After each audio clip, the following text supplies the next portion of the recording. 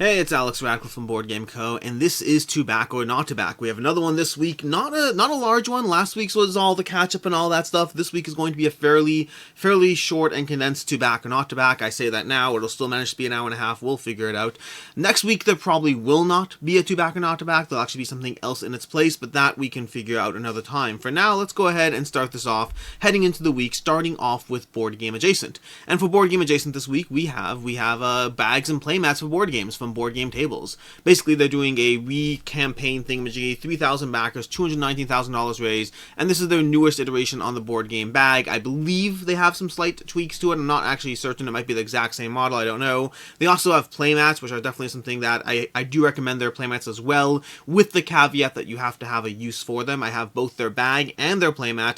I use their bag for all my board game travel. Their playmat I use here and there. I have board game tables, not board game tables, I have game tables that are not from Board Game Tables. I don't need a playmat that much, but when I do use a playmat, their playmat does fit the bill. So it does work. I like it. It's functional. I haven't tried other playmats, so I'm fairly limited in my experience there. But either way, they're also introducing a new lightweight bag, which honestly is probably good for some people. I probably wouldn't get it just because once I'm not using a premium board game bag, at that point I'm kind of using something more disposable. There's likely a suitable purpose. There's likely a good reason for this bag to exist for people who want something more mid-range, because it's basically a quarter the price or less to give you some form of transport. But again, I'm not the target audience for this. For me, it's kind of go premium or don't go at all. But that's basically their Board Game Tables thing. They have their whole thing. They have their, the four new colors. Are these new colors? It says 4 new colors. I trust them, but I'm pretty sure I have a red bag. It might not be that exact color of mahogany or something. I don't know, but either way. And then you can fit a whole lot of games in there. Hey, Jesse's on the page. These are the best ways to carry board games. Yes, they are, Jesse. I do believe they are. This is again, I haven't used all board game bags out there, but I do very much like the game bag I have from them, and that's basically Board Game Tables. Board Game Adjacent, not talking about holding its value, all that. I will say from my limited research on the subject, it does seem to be a good price for a quality board game bag. But do your due diligence, because I don't know, all the stuff. Hey, I'm here. 1 second. I'm done a good job. Yeah, when did I say that?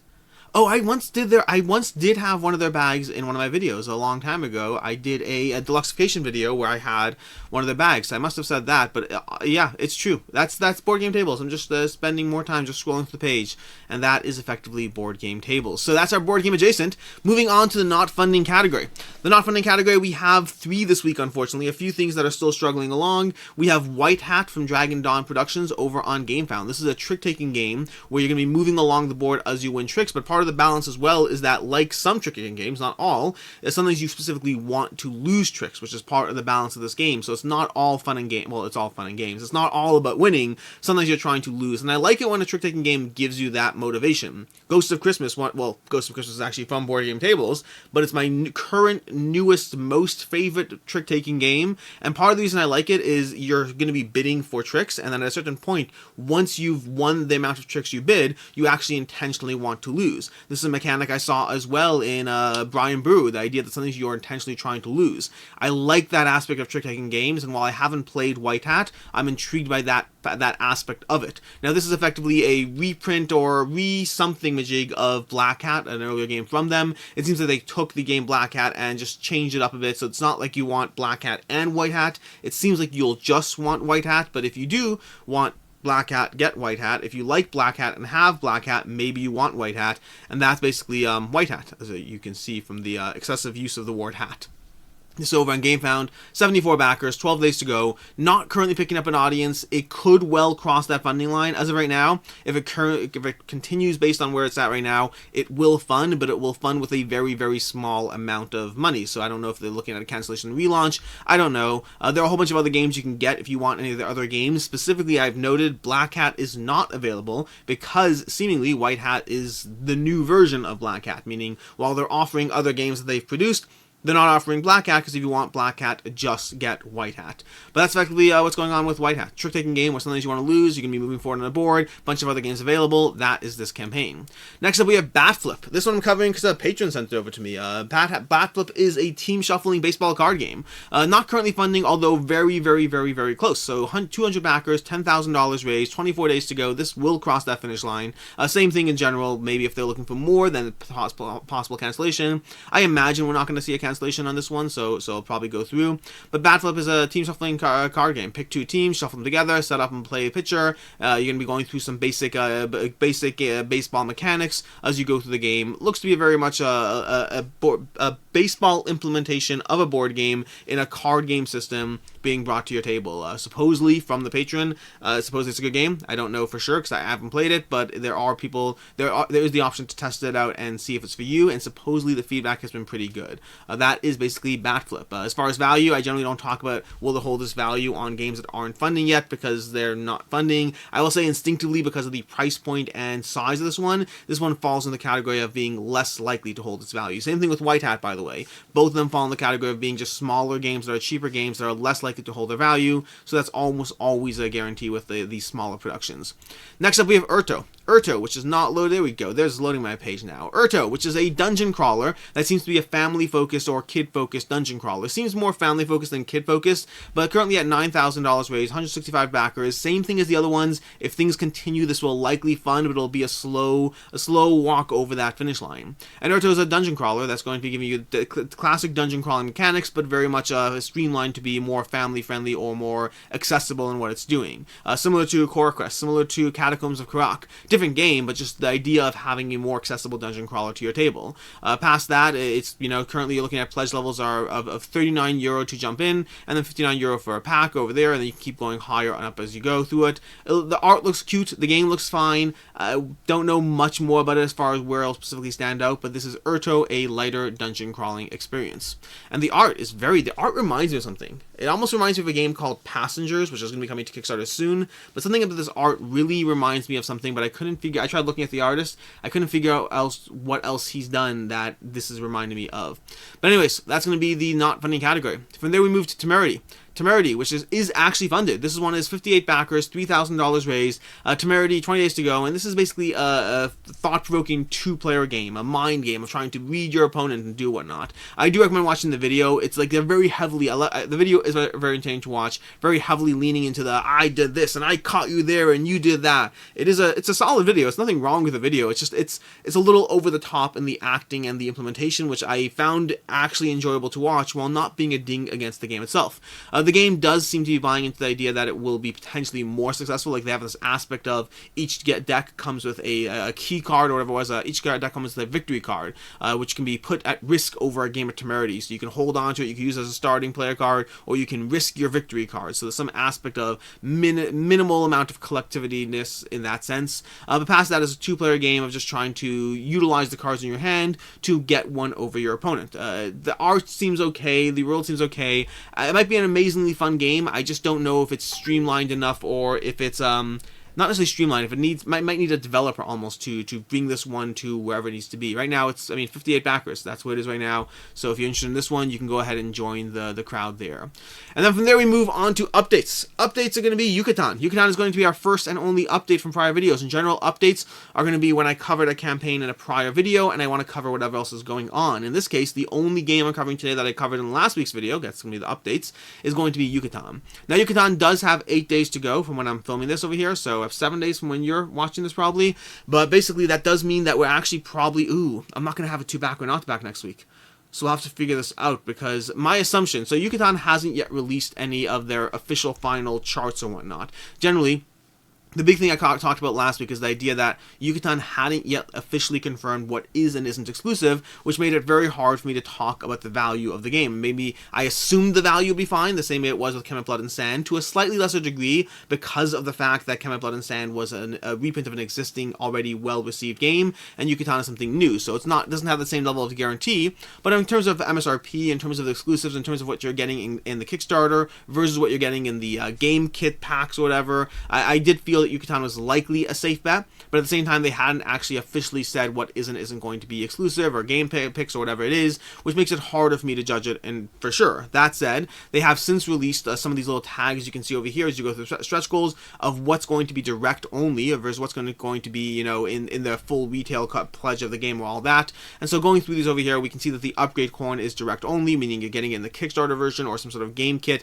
but you're not getting in the retail version of the game. The battle card, same thing. The Vision Serpent Priest, same thing. More troops, same thing. These are all direct only. So if you're looking for reasons to back this on Kickstarter versus get it at retail, these are all good reasons. Better quality cards, it's going to be retail. So the quality cards, that's going to show up across the board. That's like a, hey, the stretch goal is for everyone and everything, and just go get it retail. Similarly with the corn tray. And this one I do find interesting because I would imagine that the corn tray for a bunch of cardboard tokens would be less effective than the corn tray for actual bits. But that said, it'll show up in the retail version, apparently. We have the player aid. That's going to show up in retail as well. And the better quality rulebook is going to be direct only. The inside the box spot art and UV, again, direct only. The centipede, direct only. The individual player displays. Those are the things that are going to make the game a lot easier to set up and tear down and store. Those are going to be in the retail copy of the game. So if that's the main thing we're focusing on, retail is going to have them. More battle cards, direct only. Upgraded Jade is going to be direct only. The 2 player aids, plus for a total of 4 player aids, is going to be direct only, which I found fascinating. The idea that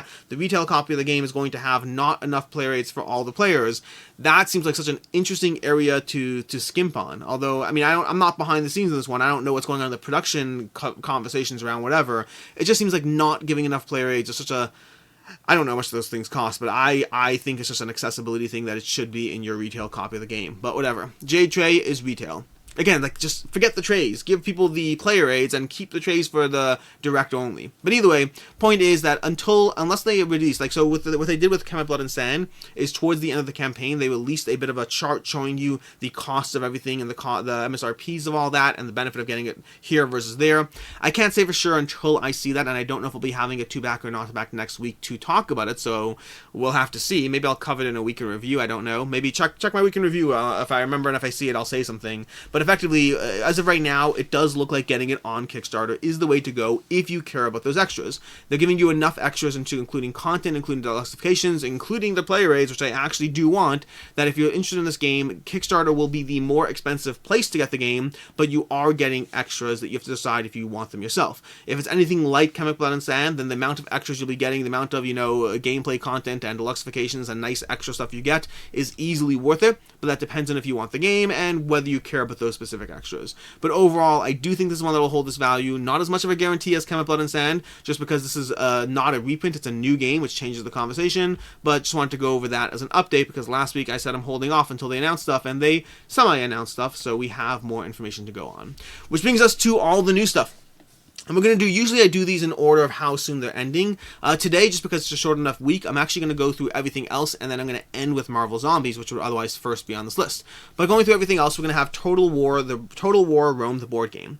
So Total War Rome, the board game, over on GameFound as well, 1,700 backers, £263,000 raised, is doing just fine from PSC Games, 15 days left, and this is the Total War, the video game, but brought over to a board game aspect. It's going to be standard area control as you wander around the map, as you try to build up and take control of cities, as you build more armies, if you build up your tech trees, all that stuff you kind of expect. It has a nice fog of war mechanic of armies moving around the map, but you not necessarily knowing what's in the armies. Each civilization has their own tech tree, things like that. 1 to 4 player game. It's going to be a longer one, coming in at 150 to 180 minutes per game, and that's what's printed. My personal experience is whatever they say on the box, add 15-25% to that, although that might be a our game group versus your game group kind of situation.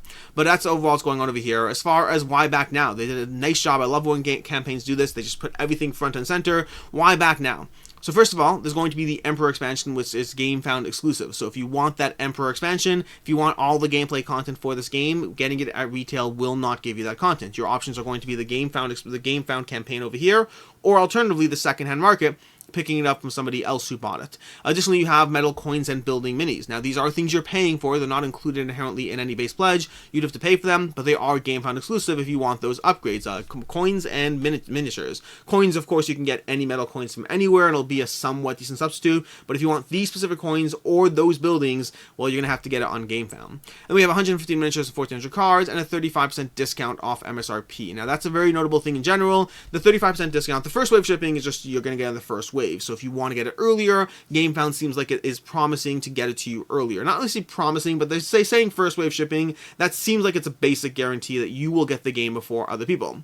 As far as the 35% off MSRP, that's basically a wash. Once you factor in the shipping price of the game on GameFound versus getting it with free shipping elsewhere after the fact, once it goes to retail, a 35% off discount is basically going to equate to being roughly what the price will be at retail. Meaning, in other words, as of right now, the price at retail versus the price on GameFound is going to be roughly the same from what we're seeing. It's roughly the same. It's not exactly the same, but then you also have to factor in that if you want exclusive items, GameFound is the place to go, and then plus all the stretch goals as well. So overall, I would say if you are interested in this game, GameFound is the best place to get your hands on the game, but if you're on the fence, or if you're not sure, if you're not that interested to begin with, then you shouldn't be getting this game at all. But from there, moving on throughout the course of the campaign, just going through some of the various tribes over here, each one with their own, upgrade board and their tech trees and all that stuff. Whole lot of content going on here for the game. Pledge levels. Centurion pledge. We have $63, pounds, $82 for the base pledge with unlocked stretch goals. This does not include the faction booster stretch goals. This is not everything over here. Then we have the Tribune Pledge, which is going to give you the faction booster stretch goals as well. That's going to come in at €75 or $100, so a little bit of a bump over there. Then we have the Deluxe Emperor Pledge, which is basically they're all in, and that's going to give you the metal coins, the factions, the battle play, the game plan, the Emperor, all the things. I don't know where I said game plan, but all the stuff over there for £163, €217, and that's going to give you the all-in with a bit of a discount for getting everything all together. Past that, they have the various other things over here. They have the faction booster expansion, which is giving you more gameplay, more replayability for the game. We're going to have the Alexander expansion, which is giving you the Eastern board over here and allows 1 to 5 players. We have the battle play expansion. This is going to be more of adding more of an involved element to the battles that you're playing, similar to the board to the video game when you would dive into a battle to control it yourself. And then we have the Emperor expansion, which is giving you the GameFound exclusive expansion over here. And then finally we have the metal coins and the upgraded plastic building miniatures. That's all the content you can have for Rome Total War, the board game. As far as will it hold its value, will it not, overall the addition of, and then the stretch goals. Let's go through stretch goals first. Stretch goals over here is just going to show you what we have unlocked so far. We have the stretch goal 1, new factions. We have the event cards, new factions, STL file. They have a few STL files over there. Keep in mind those are STL files. Those are not the actual physical dice tower. Those are you having the opportunity to print the dice tower on your 3D printer. So just factor that in case you're looking at that thinking you're getting an actual dice tower. More event cards, more factions, more barbarian miniatures, stuff like that.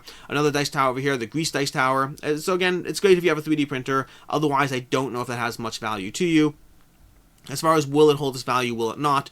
Overall, I think it will. There's enough extras and exclusives over here that if it's something you're interested in, and there's enough general interest in the game to begin with 1,700 backers to begin with. It's coming with an IP, the Total War Rome IP. I think this is one that if you're interested in the game, it's probably a safe back. It's certainly not a guarantee because the price point on its own is not amazing, but there are enough extras and exclusives that I think Total War Rome, the board game, is a safe back if you are interested in getting your hands on it.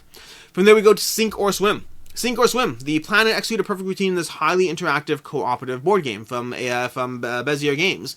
Sink and Swim seems to be a hybrid of 2 games almost, a hybrid of The Crew and what else was there? There was another game that I was thinking of in terms of the hybrid of the game experiences. There were 2 games. Oh my gosh, it was The Crew and something else. I can't remember what it was, but it felt like a little bit of an offshoot of a real-time game and The Crew. Basically, with the Sink or Swim is a game of working together. It's a game of having teams of people cooperatively working to match specific criteria, what type of cards you have to have in front of you. And then from there, there's a real-time element and an app to control the game flow. And what you're trying to do is you're trying to get those cards in order to put them down in front of you so that you can all reveal your cards and achieve your goals, basically being in sync.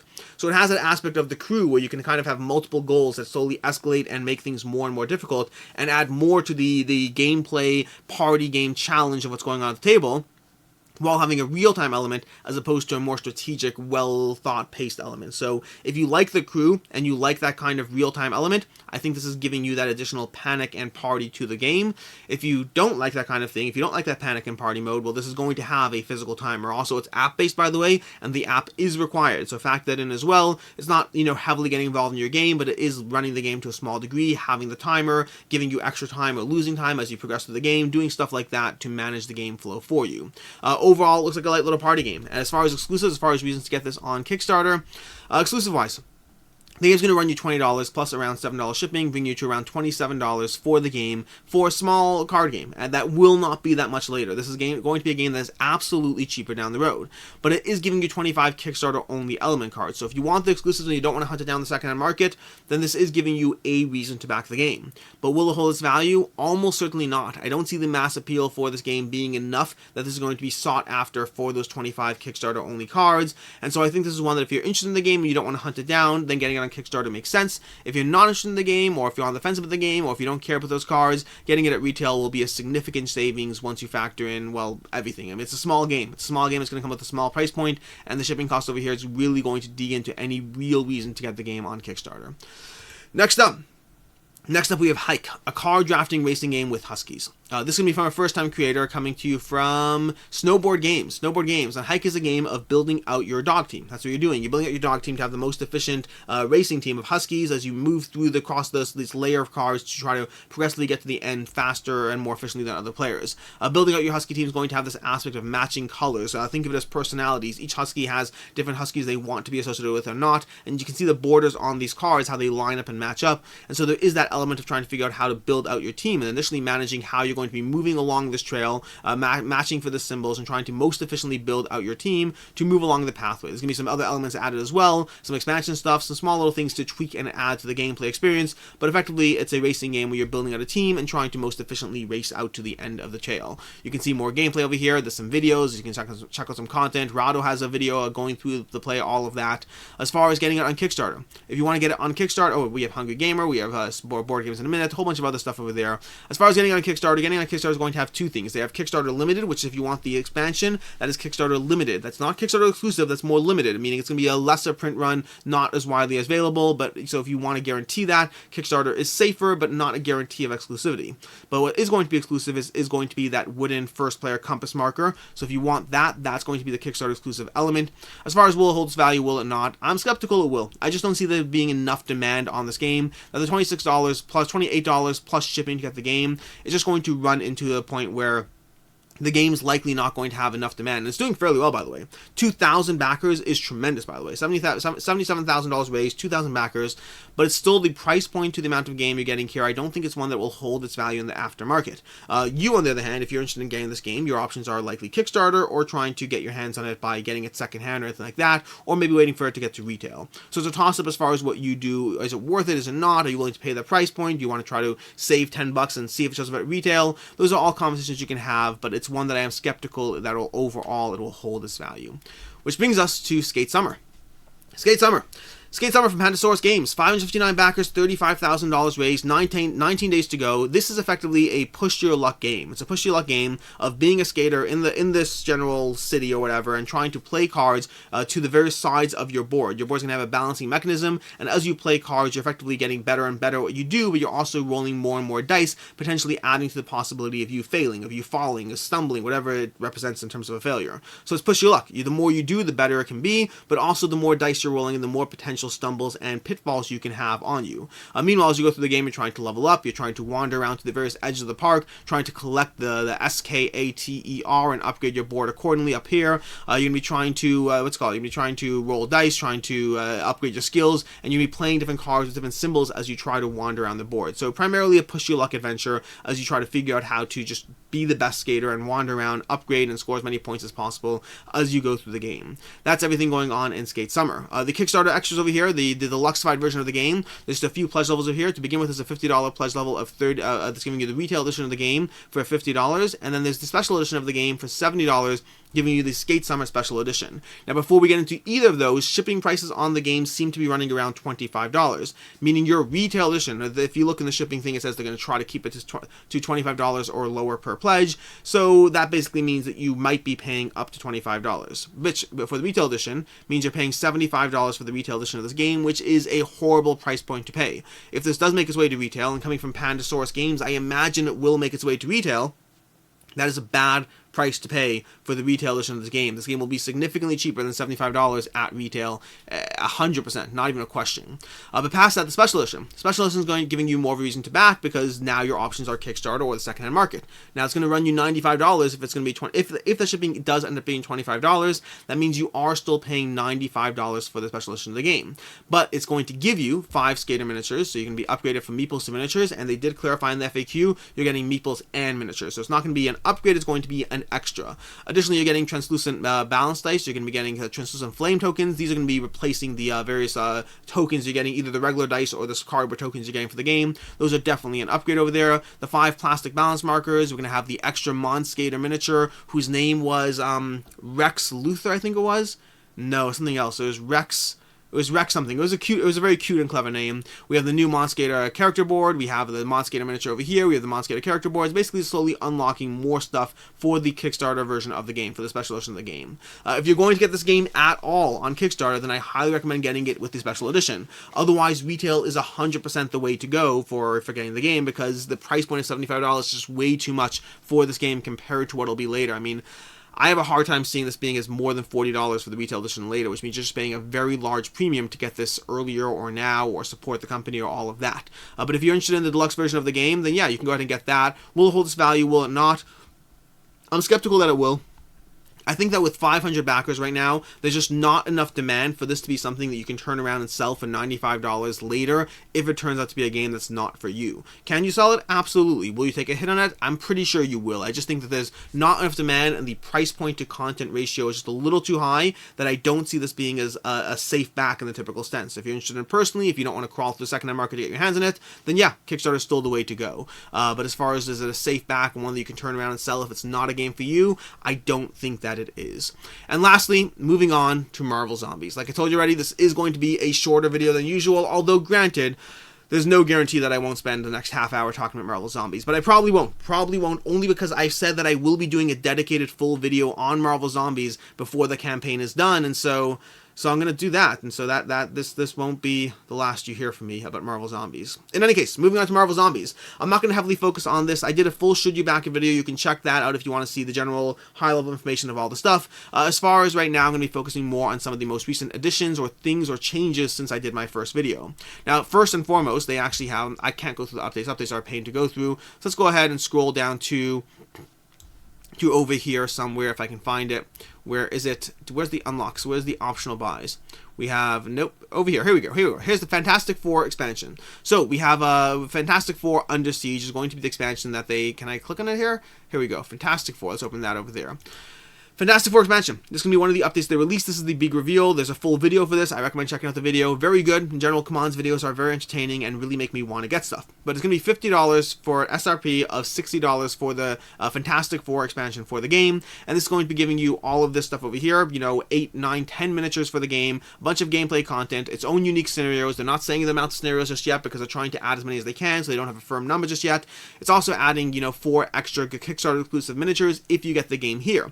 That's relevant because a $50 expansion, a $50 price point on a $60 SRP is not worth it otherwise, although there are 2 things to consider. The first are the extras. The fact that you're getting 4 miniatures here as an extra, that's a good thing. Generally, CMON, when they add miniatures and extras to their gameplay expansions, they often add 1 or 2. They often do not add 4. 4 is a much bigger number than they usually add for that. Now you might say, but the price point's higher, and you're right, it is, but they are adding 4 miniatures as extras, so there's more of a reason, more of an incentive to look at this. If you want Super Skrull as a non-zombie, if you want Mr. Fantastic, Invisible Woman, or The Thing as zombie characters, then you're going to have to get this on, well, you're going to have to get this here because the alternative is paying a much higher price on the secondhand market. These things always hold the value just fine, so the cheapest way to get your hands on those characters is to back the expansion over here on Kickstarter now. A second thing that's worth noting for sure is the fact that in the past, and I don't know what's going to happen here, I don't want to prey on your FOMO and your fear of missing out, but I also want to tell it like it is. And the practical reality is that